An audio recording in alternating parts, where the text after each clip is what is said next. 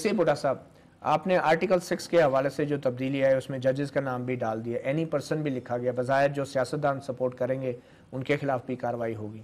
تو جن سیاستدانوں نے مشرف کو سپورٹ کیا، چاہے 7ویں ترمیم کے ذریعے یا نومبر 3 کے احکامات کو سپورٹ کے ذریعے، ان سیاستدانوں کے خلاف کیا قانونی کارروائی ہو سکتی ہے یا نہیں؟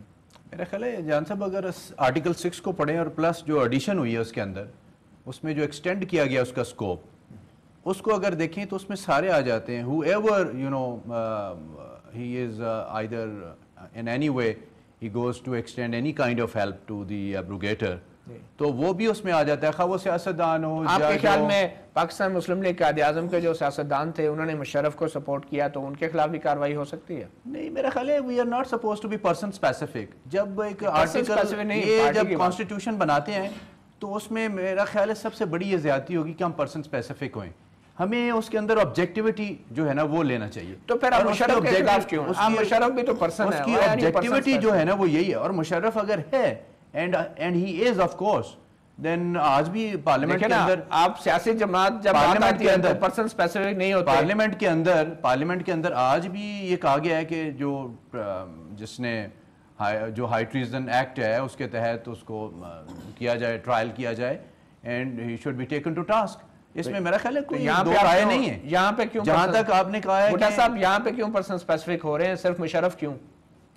نہیں مشرف تو ہے نا جی. He is one of the main person having done away with the constitution کے کو جو سبورٹ کرتا ہے اس کو تو وہ ظاہر ہے جو مین ایکیوزڈ ہے اس کا ہی نام پکارا جائے گا نا. باقی تو وغیرہ میں آتے ہیں، تو وغیرہ میں جو آئیں گے وہ تو ایف آئی آر بعد میں کٹے گی، ضمنیہ بنے گی.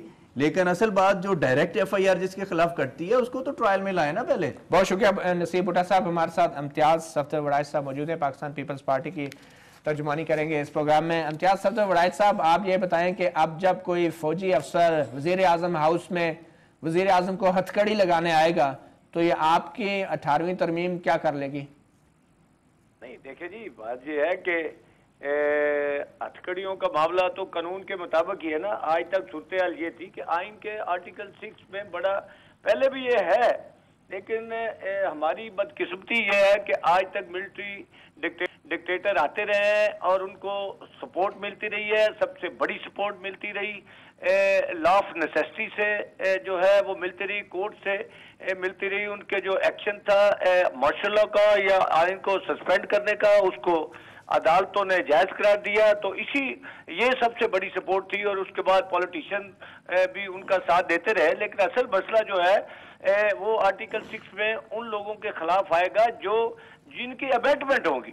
بعد میں فرض کریں کوئی آدمی کہتا ہے جی مجھے فلاں بندہ پسند ہے، وہ آرمی والا یا دوسرا، وہ ابیٹمنٹ میں نہیں آئے گا. ابیٹمنٹ وہ ہے کہ جو لوگ کنائیونس میں ہے، جو سازش میں ہے، جو مشاورت میں ہے، وہ لوگ آئیں گے، چاہے وہ سروسز میں ہوں یا پولیٹیشین ہوں، وہ لوگ اس سے دائرہ کار میں آ جائیں گے. تو امتیاز صفدر وڑائچ صاحب، آپ کے خیال میں جب 12 اکتوبر کو جنرل مشرف نے ٹیک اوور کیا تھا یا پھر 3 نومبر 2007 کو دوبارہ مارشل لا لگایا تھا، تو صرف جنرل مشرف قانون یا آئین سے غداری کی تھی یا ان کے ساتھی افسران نے بھی کی تھی؟ نہیں، جو لوگ اس مشاورت میں شامل تھے، سپوز آپ 99 کی بات کرتے ہیں، تو جو جب اس نے ٹیک اوور کیا تو اکیلے نے تو نہیں کیا، اس کے ساتھ پوری ایک ٹیم تھی جس سے انہوں نے مشاورت کی. میں سمجھتا ہوں کہ جو لوگ آئین توڑنے میں مشاورت جن کی ہوتی ہے وہ لوگ ابیٹمنٹ میں. تو اب آپ کی پارٹی کا کیا موقف ہے کہ جنرل مشرف پر غداری کا مقدمہ چلنا چاہیے اور ان کے ساتھیوں پر یا نہیں؟ دیکھیں جی، یہ بات بڑی کلیئر ہے کہ اور اس میں کوئی ابہام ہے ہی نہیں کہ جنرل پرویز مشرف کا جو پارلیمنٹ توڑنے کا ایکشن تھا، اسمبلیاں توڑنے کا ایکشن تھا، وہ غیر آئینی تھا، غیر قانونی تھا. آئین کو ہیلڈ ان سبیس کرنے کا. وڑائچ صاحب، یہ تو سب کو پتہ ہے غیر آئینی تھا، 17 ججوں نے بھی کہہ دیا.